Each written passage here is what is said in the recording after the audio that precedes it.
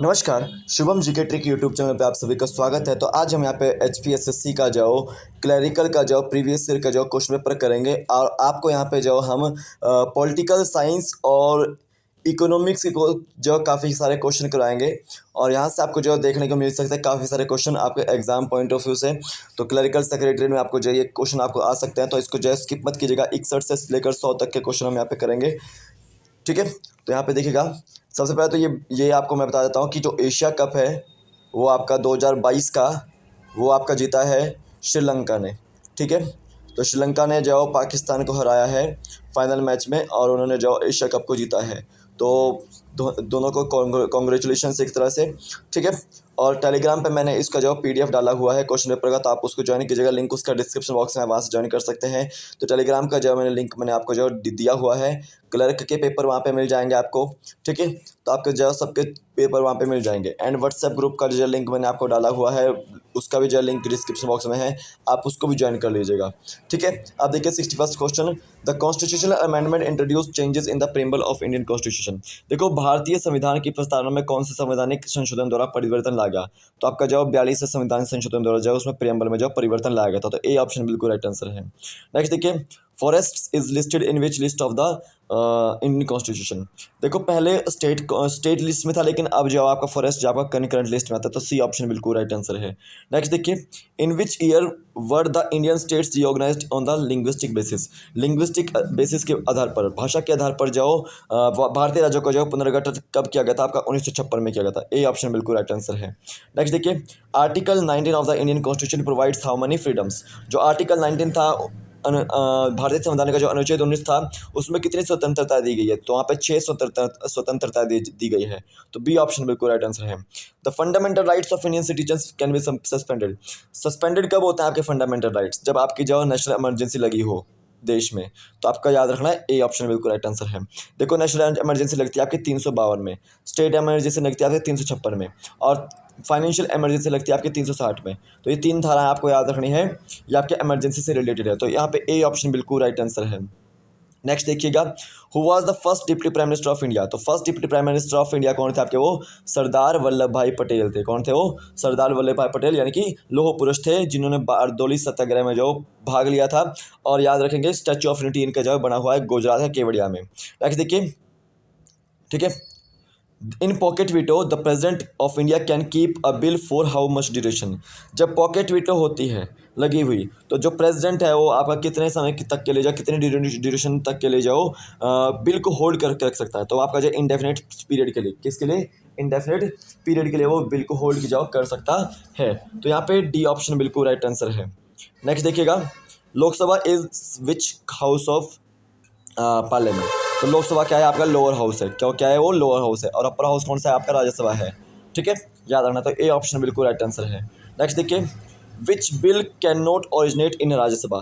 कौन सा बिल जो आपका राज्यसभा में ओरिजिनेट नहीं होता है? तो देखो, ऑर्डिनरी बिल भी होता है, फंडामेंटल बिल भी होता है, कॉन्स्टिट्यूशनल अमेंडमेंट बिल होता है। तो यहाँ पे नन ऑफ द अबव जो इसका आंसर होगा, ओनली मनी बिल जो आपका ओरिजिनेट नहीं होता विधानसभा में, सॉरी राज्यसभा में, ये आपको याद रखना है। तो यहाँ पे डी ऑप्शन बिल्कुल राइट आंसर है। नेक्स्ट देखिए, who can initiate the process of removal of the president before the expiry of his term. देखो, अगर भारत के राष्ट्रपति को जो कार्यकाल की समाप्ति से पहले हटाना है, तो आपका जो लोकसभा और राज्यसभा में जो यहाँ पे जो प्रोसेस को इनिशिएट करना पड़ता है। सी ऑप्शन बिल्कुल राइट आंसर है। नेक्स्ट देखिए, the first women chief minister of J&K was. Jammu Kashmir की जो पहली महिला मुख्यमंत्री कौन थी? तो महबूबा मुफ्ती थी। बी ऑप्शन बिल्कुल राइट आंसर है। नेक्स्ट देखिए, the first women chief minister of J&K was Mehbooba Mufti. अब देखिए, नेक्स्ट देखिए, द पेंशन ऑफ द जज of high court is charge on. तो जो हाई कोर्ट के जज की जो पेंशन होती है वो चार्ज होती है आपके कंसोलिडेटेड फंड ऑफ इंडिया में। किसमें? कंसोलिडेटेड फंड ऑफ इंडिया में। बी ऑप्शन बिल्कुल राइट आंसर है। नेक्स्ट देखिए, which is not a Panchayati Raj institution. तो ग्राम सभा, ग्राम पंचायत और न्याय पंचायत, ये आपकी जो पंचायती राज इंस्टीट्यूशन है, लेकिन आपकी ग्राम कोऑपरेटिव सोसाइटी जो आपका पंचायती राज इंस्टीट्यूशन नहीं है। तो डी ऑप्शन बिल्कुल राइट आंसर है। In which year did president declare national emergency on internal dispute. तो देखो, 1975 में जाओ नेशनल इमरजेंसी डिक्लेयर की गई थी इंटरनल डिस्प्यूट पे, ठीक है, 352 के तहत, आर्टिकल के तहत। तो यहाँ पे जाओ, डी ऑप्शन बिल्कुल राइट आंसर है। नेक्स्ट देखिए, the first finance commission was constituted in which year? जो फर्स्ट फाइनेंस कमीशन था वो कॉन्स्टिट्यूट कब किया गया था आपका? वो आपका 1951 में किया गया था। तो बी ऑप्शन बिल्कुल राइट आंसर है। नेक्स्ट देखिए, in which year anti defection act was passed by the parliament? तो एंटी डिफेक्शन लॉ कब आया था आपका? 1985 में था। 52वां संविधान संशोधन किया गया था इसके लिए। ठीक है, याद रखना है। 10th जो आपका शेड्यूल है उसके अंदर आपका एंटी डिफेक्शन लॉ लिखा गया है, एक्ट लिखा गया। तो डी ऑप्शन बिल्कुल राइट आंसर है। आयाराम और गयाराम की सरकार थी। ठीक है, देखिए, the concept of Lokpal has been taken by India from which country? जो लोकपाल का कंसेप्ट है वो कहाँ से लिया गया था आपका? स्कैंडिनेवियन कंट्री से लिया गया था। स्कैंडिनेवियन जो कंट्री से जो लिया गया था कंसेप्ट ऑफ लोकपाल। तो डी ऑप्शन बिल्कुल राइट आंसर है। नेक्स्ट देखिए, man is a social animal किसके द्वारा कहा गया था? मनुष्य एक सामाजिक प्राणी है, वो किसके द्वारा कहा गया था? अरस्तु के द्वारा। बी ऑप्शन बिल्कुल राइट आंसर है।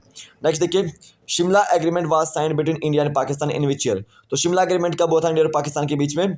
आपका 1972 में। आपका भुट्टो ने साइन किया था और आपका जो है इंदिरा गांधी ने। ये आपको याद रखना। तो 1972 में हुआ था ये।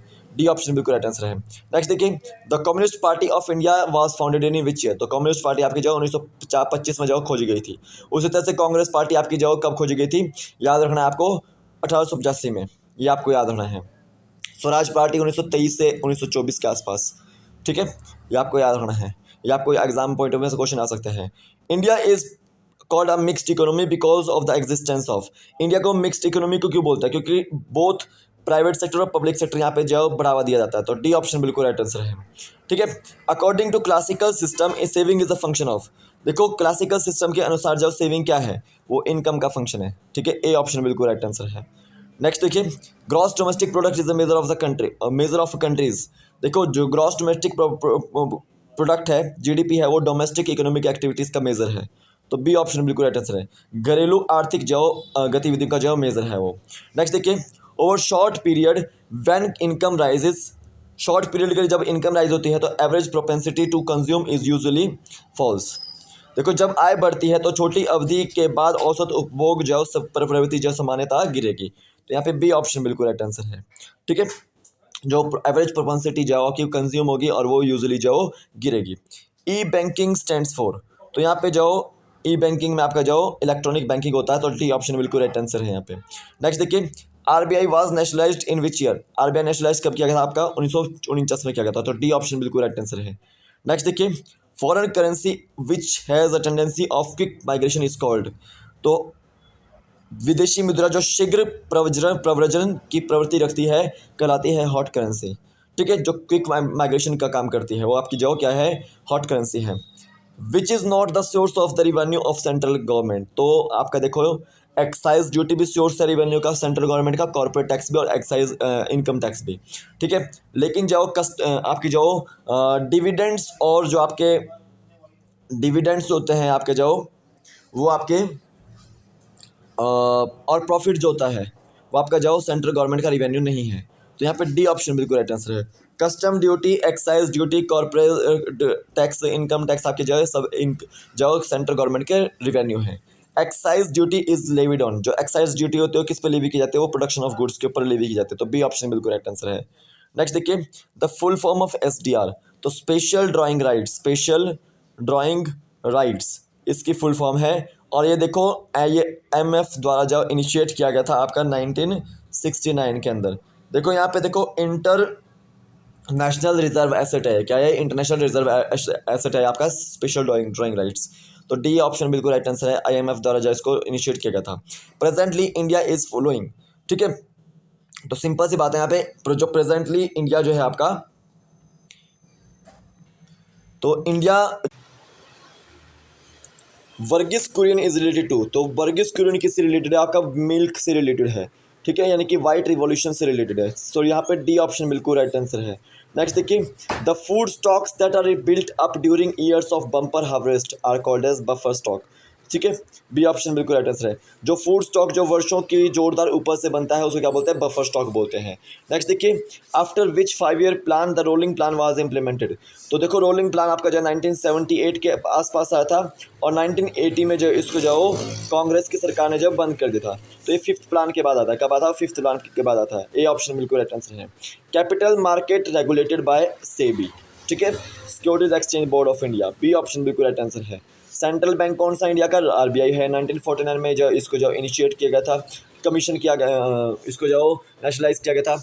Insurance regulated development authority of India, insurance को रेगुलेट कौन करता है? आईआरडीए रेगुलेट करता है, याद रखना। तो यहाँ पे बी ऑप्शन बिल्कुल राइट आंसर है, से बी। नेक्स्ट देखिए, WTO was earlier known as, तो वर्ल्ड WTO की स्थापना 1995 में हुई थी, उससे पहले क्या जानते थे? इसको गेट जानते थे, ठीक है। ए ऑप्शन बिल्कुल राइट आंसर है।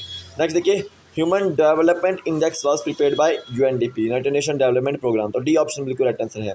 Economic growth is dependent mainly on, तो आपका जो इकोनॉमिक ग्रोथ किसके ऊपर डिपेंड करती है? Economic growth mainly depends on level of investment, A option बिल्कुल राइट आंसर है। नेक्स्ट देखिए, special economic zone concept was first introduced in which country, जो स्पेशल इकोनॉमिक जोन था उसका कंसेप्ट आपका चाइना में आता, तो सी ऑप्शन बिल्कुल राइट आंसर है। नेक्स्ट देखिए, India's oldest credit information bureau, तो साइबिल आपकी जो इंडिया की जो ओल्डेस्ट क्रेडिट जो आपका इंफॉर्मेशन ब्यूरो है। तो ये थे आपके टॉप 40 क्वेश्चंस, आई होप आपको समझ आ गए हों। कोई अगर गलत होगा क्वेश्चन तो आप प्लीज़ माफ़ कीजिएगा, आप अपने आप से भी एक बार आंसर की को जरूर मैच कीजिएगा। तो अभी के लिए फिलहाल इतना ही है, कल फिर मिलता हूँ एक नए वीडियो के साथ, तब तक के लिए जय हिंद, जय भारत, आपका दिन शुभ हो, जय हिंद।